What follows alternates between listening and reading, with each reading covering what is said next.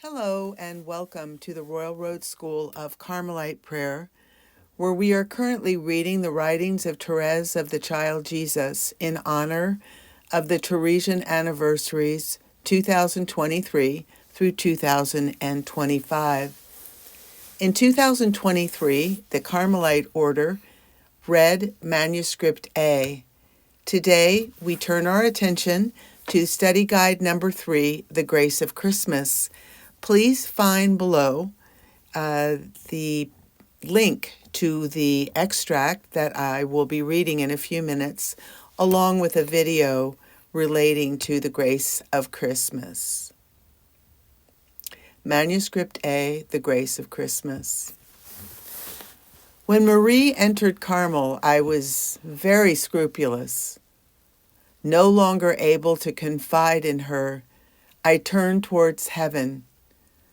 I addressed myself to the 4 angels who had preceded me there, for I thought that these innocent souls, having never known troubles or fear, would have pity on their poor little sister who was suffering on earth. I spoke to them with the simplicity of a child, pointing out that being the youngest of the family, I was always the most loved, the most covered with my sister's tender cares, that if they had remained on earth, they, too, would have given me proofs of their affection.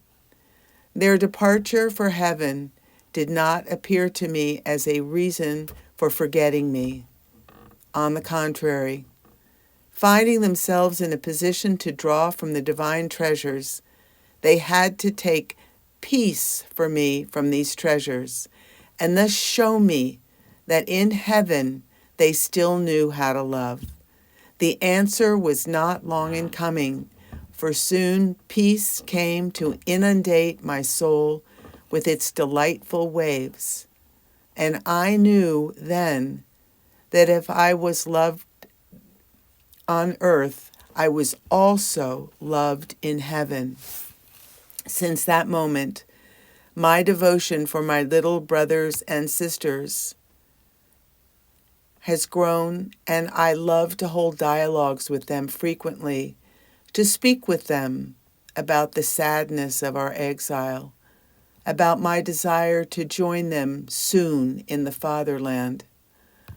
Although God showered His graces upon me, it wasn't because I merited them, because I was still very, very imperfect.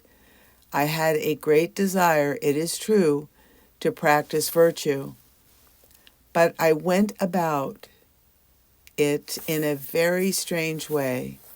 Being the youngest in the family, I wasn't accustomed to doing things for myself. Celine tidied up the room in which we slept, and I myself didn't do any housework whatsoever. After Marie's entrance into Carmel, it sometimes happened that I tried to make up the bed to please God, or else in the evening when Celine was away, I'd bring in her plants.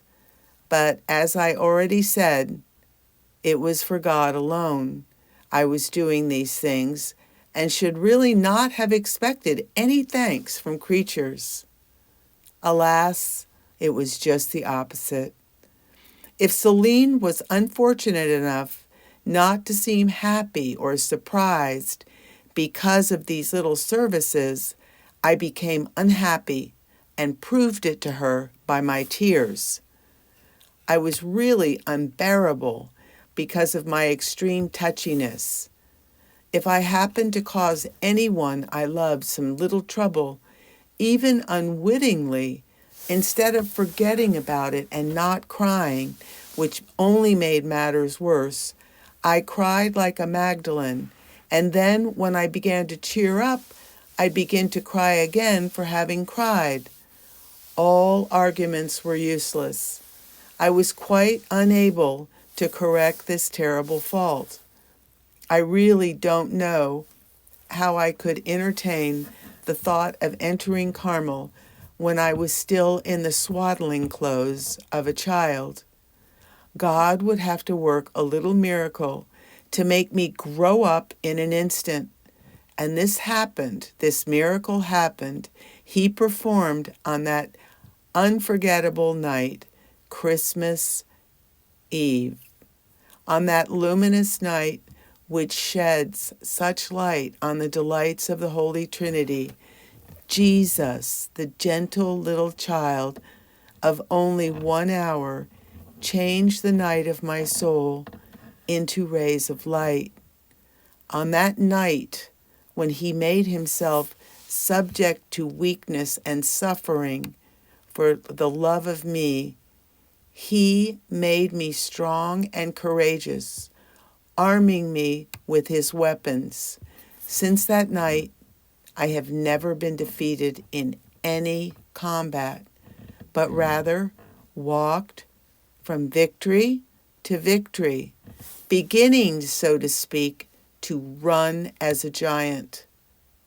The source of my tears was dried up and has since reopened rarely and with great difficulty. This justified what was often said to me: "You cry so much during your childhood, you'll no longer have tears to shed later on." It was December the 25th, 1886, that I received the grace of leaving my childhood. In a word, the grace of my complete conversion. We had come back from midnight mass, where I had the happiness of receiving the strong and powerful God. Upon arriving at Les Buissonnets, I used to love to take my shoes from the chimney corner and examine the presents in them. This old custom had given us so much joy in our youth that Celine wanted to continue treating me as a baby since I was the youngest in the family. Papa had always loved to see my happiness and listen to my cries of delight as I drew each surprise from the magic shoes. And my dear king's gaiety increased my own happiness very much. However, Jesus desired to show me that I was to give up the defects of my childhood, and so he withdrew its innocent pleasures. He permitted Papa, tired out after the midnight mass, to experience annoyance when seeing my shoes at the fireplace, and that he speak those words which pierced my heart. Well, fortunately, this will be the last year. I was going upstairs at the time to remove my hat, and Celine, knowing how sensitive I was and seeing the tears already glistening in my eyes, wanted to cry too, for she loved me very much and understood my grief. She said, "Oh, Therese, don't go downstairs. It would cause you too much grief to look at your slippers right now." But Therese was no longer the same. Jesus had changed her heart. Forcing back my tears, I descended the stairs rapidly, controlling the poundings of my heart. I took my slippers and placed them in front of Papa and withdrew all the objects joyfully. I had the happy appearance of a queen. Having regained his own cheerfulness, Papa was laughing. Celine believed it was all a dream. Fortunately, it was a sweet reality. Therese had discovered once again the strength of soul which she had lost at the age of 4.5, and she was to preserve it forever.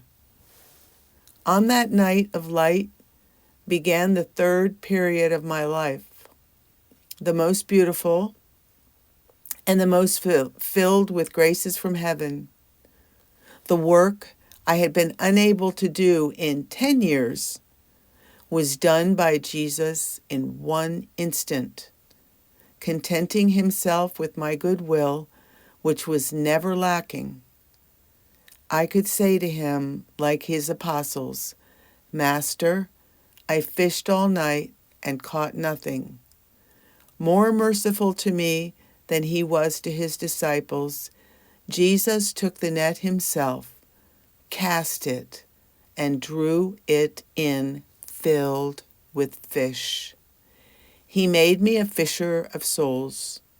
I experienced a great desire to work for the conversion of sinners, a desire I hadn't felt so intensely before. I felt charity enter into my soul, and the need to forget myself and to please others. Since then, I've been happy. Amen. You just listened to an extract taken from Manuscript A, The Grace of Christmas. And again, please see below the link that will allow you to read the extract and listen to and watch a video relating to the grace of Christmas. May God bless you and yours. Amen.